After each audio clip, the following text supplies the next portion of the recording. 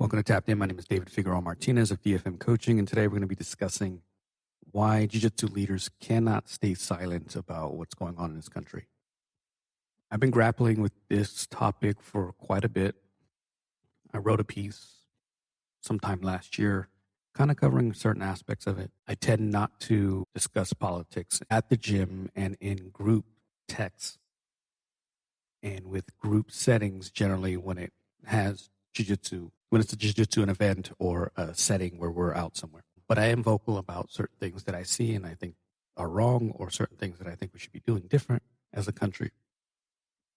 And I refuse to not speak on those things when I'm watching some of the shit that's going on currently.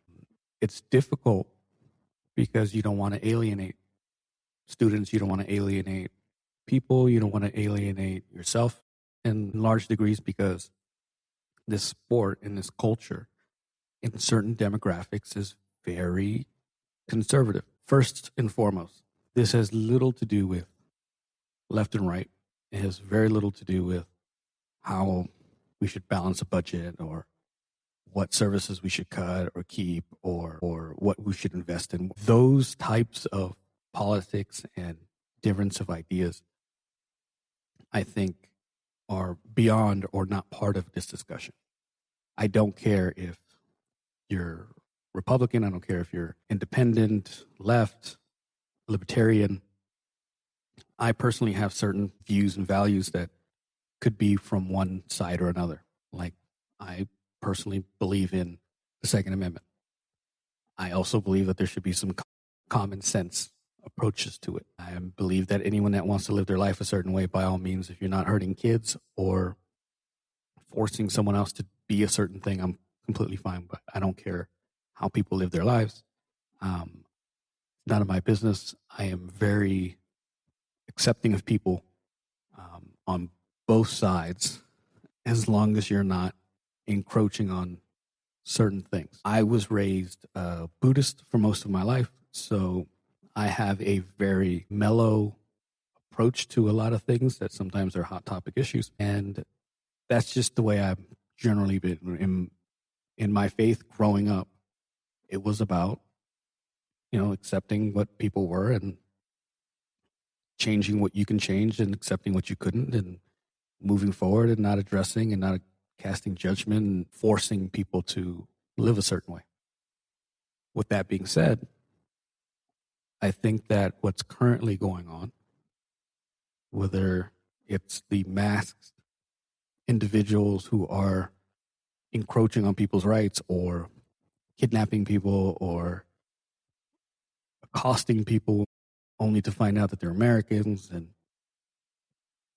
everything else that we're seeing, much of this is affecting the Jiu-Jitsu community, and not a ton of people are speaking up within it. There's Fighting Matters. There's a couple of people that I'm real cool with that are doing that work. But it's not widely pushed or discussed. And I find that incredibly weird, because all of this is affecting your students, your academies, and your businesses as a whole. Whether it's the tariffs, whether it's ICE, whether it's the way the country's really turning right and hard right, all of it is affecting your entire ecosystem. And we're just not doing a whole lot about it. We're not speaking up about it. Many of us are quiet. And again, there are certain people that are very vocal. I commend them and I appreciate it and I love it.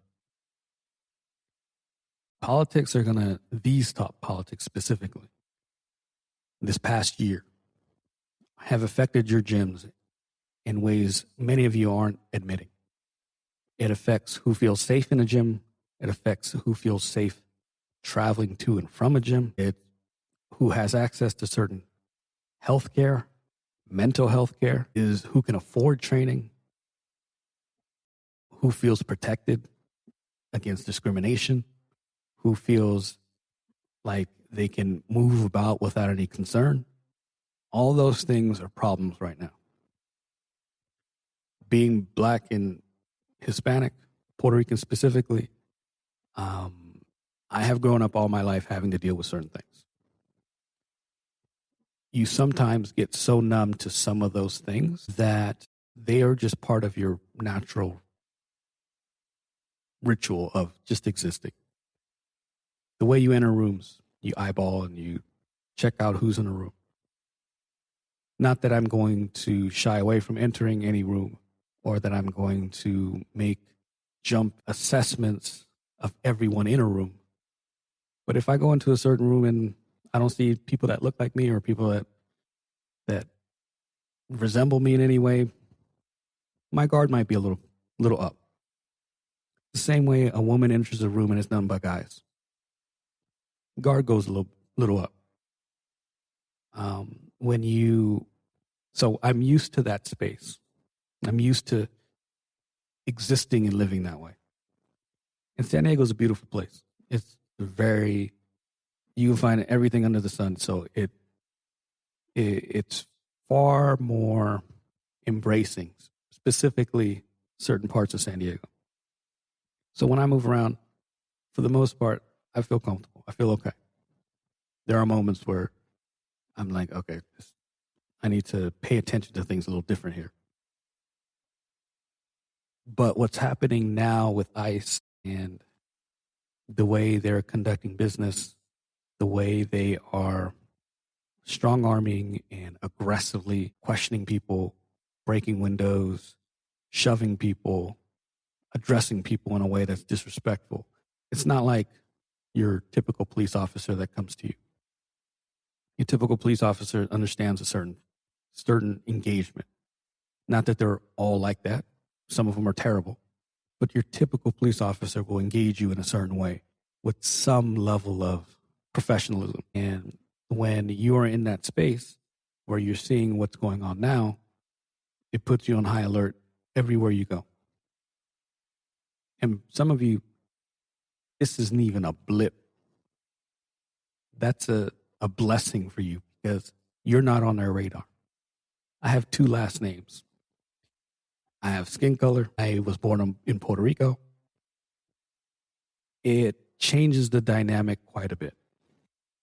The other day I left my ID in my wallet at home. And a couple years ago, I wouldn't even thought about it. I'd be like, fuck it, I don't need it. I'll be back home. I'll grab it then. And now no, I need to go back. I was like 3 blocks away. I was like, fuck, I left it. And I turned around and came back. I got my wallet and everything. Not that it's even going to save me at all, because in some cases, they don't even let you produce any documentation. They just swooping you up, leaving your car behind, and putting you in some fucking cell somewhere, hoping that you can get a call and you can get home and you can get where you need to go without being deported to God knows where. Like, those are realistic fears that people within the community are having. So it's infecting and it's bleeding over into the mats. I leave home early in the morning to go teach a 5 a.m. class. And when I'm driving, every once in a while, I'm like, hope I get home. Every once in a while. I hope I get home. My wife came to me recently because I'm supposed to teach a seminar at a Jiu Jitsu camp in Kentucky. I've been to Kentucky once. I loved it. I enjoyed it. I was there, I think it was 3-4 days last year for the same camp. And I went as a spectator, and they extended the offer to teach. I was so fucking excited to it. And I'm getting ready to start purchasing the ticket and scheduling a room or Airbnb or whatever, whatnot. And everything's going on right now. The shootings, the way ICE is conducting themselves, how harsh it is. And it makes people of color very nervous because they are pulling up on you based on certain characteristics that really don't matter. They're pulling up on you because you have a certain complexion. They're pulling up on you because maybe they found out you had a certain last name or you have an accent. My mother has an accent, born and raised on the island. So I get nervous for her too.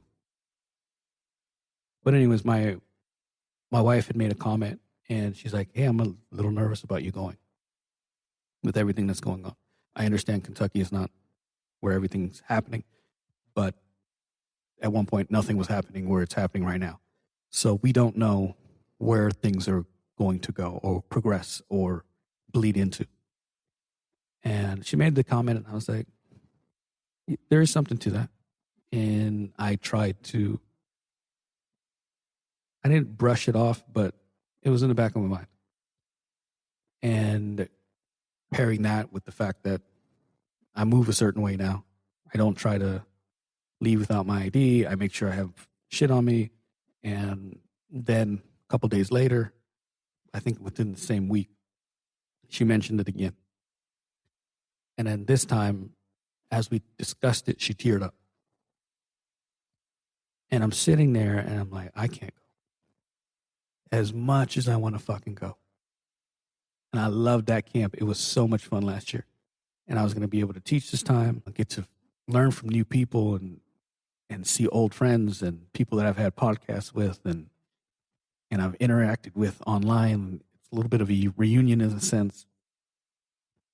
But seeing the way she genuinely felt and was scared of letting me go, she's like, I'm not going to tell you no. She wouldn't do that, but I'm genuinely scared, nervous for what could happen.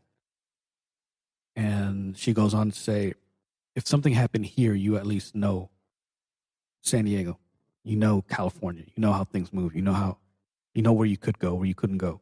You know the communities better. If you go there, you've only been there once. You don't really know what's going on. You don't really know what communities you can move in and out of a certain way. You don't, if something happened, I don't, like getting to you would be a problem and completely understand.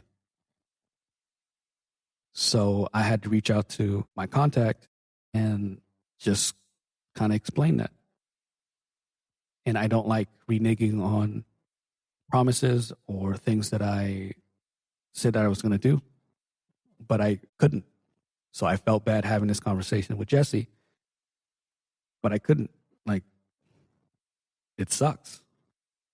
Like, how can I leave knowing she feels the way she does on top of the way I feel naturally?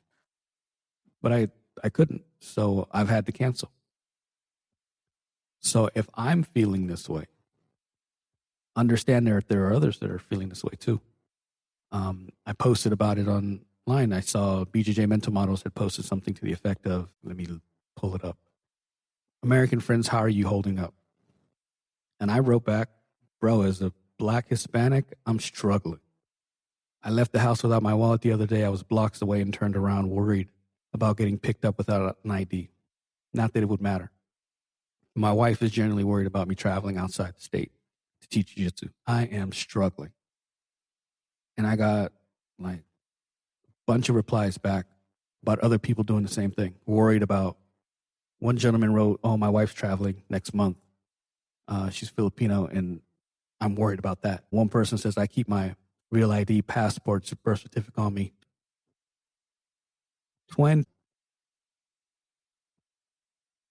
Many of you are not going to understand any of this shit. None of it. It's not going to register to you. It doesn't apply to you because you're not the focus of what's going on now. But however power is used against others, ultimately it's going to be used against you. Some of you are seeing what that looks like. This is a really tough time, and for us to continue to be completely quiet is a problem. The gym and the academies do not exist in a void. They do not exist by themselves. They do not exist outside of. Politics bleed in, especially these types of politics. This isn't a discussion about national debt and how we should spend money and should we put it on the poor or military complex. This isn't about any of those things. This is about genuine discomfort and fear that people are feeling, about economic upheaval. Like, if you're not careful, just on the economic side, your gyms are going to suffer because hobbies are the first things people cut. If there's a bunch of tariffs on gis and no gi gear that you sell at your academy, that's going to get more expensive. Already is. I buy a gi from a company in the UK. It's my favorite gi. It's cheap, great quality, but there's a last time I bought it, $15 add-on fee because I'm buying it from the US as a US resident and it's coming in. So everything, most gi stuff, most jiu-jitsu stuff comes from Pakistan, comes from other countries. It's not made here necessarily, unless you're an Origin fan. And I can't afford that shit. If your students can't afford jiu-jitsu, how do you think they're feeling when they come to class, when they're driving in? How do you think they're feeling when they're leaving? How do you think that they're focusing? Like these things they don't live in a vacuum. They don't live by themselves. They don't live outside of, we don't enter the space and be like, okay, everything's outside world is done. In a normal sense, a lot of that does happen. I get to the mats and I don't have to think about work, and work was stressful. But this shit is different. I had to drive in, and the entire time you're a little nervous about what might go on.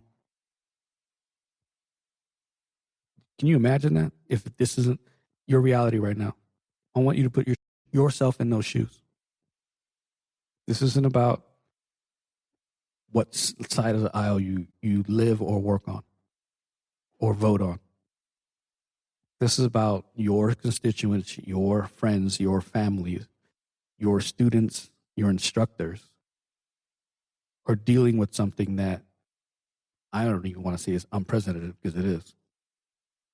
That is incredibly unfair to them. You have no idea the amount of stress some people are going through right now simply because of this. It's hard. And it fucking sucks. So if you have a voice, my recommendation is that you start using it. You start voicing your discontent. You start pointing out where things are just, hey, no matter what part of you're part of, this is wrong. This isn't how we should conduct ourselves. Personally, I'm all for, hey, we want to get violent people out of the country who shouldn't be here because they got here illegally or whatever. Understood. But it's in the way that it's done that's a problem. They don't give a shit if you're an American citizen. If you fit a mold that doesn't fit what quote unquote an American fits like or looks like or sounds like, you're getting the third degree. And they may or may not believe you. They may or may not give you due process. They might stick you somewhere. They're deporting people to countries that they're not even part of. The fuck is that? So all of this affects your gyms. All of it. Specifically, if you're in a place like a San Diego, LA, like these are communities that there's a lot of black and brown people. Jiu-jitsu of all places, like there's a lot of Brazilians out of here that are here illegally. If we're going to be honest. Or they're here legally, but they're not necessarily citizens, and they're targeting that demographic as well. So yes, it affects us as a group. We need to do better. We genuinely need to do better. If you have any questions, if you want support, if you need to talk it out, please hit me up, dfm.2099 on Instagram and Threads. Until next time, thank you so much.